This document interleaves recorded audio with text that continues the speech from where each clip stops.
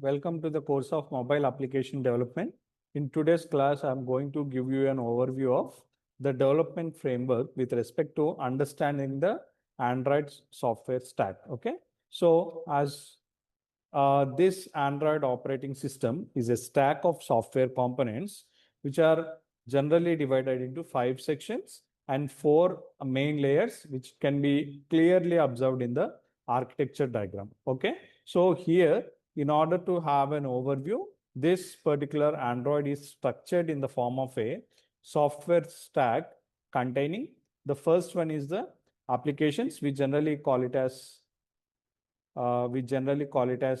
apps, which you see it in the mobile device. In order to interact with the mobile device, user will be using these apps, and the operating system, which will be acting as an intermediate or an interface between these particular apps and the devices. And we have the runtime environment, which helps in smooth processing of the apps, and the middleware where we can connect the devices easily, and we have several libraries and the services which supports this mobile device and the apps. Okay, so all these things can be much more clearly explained with respect to the Android application architecture, which we are going to see in the next video, which contains the explanation of the Linux kernel, Android runtime, Android libraries, which also comprises C and C++ libraries, applications, application framework.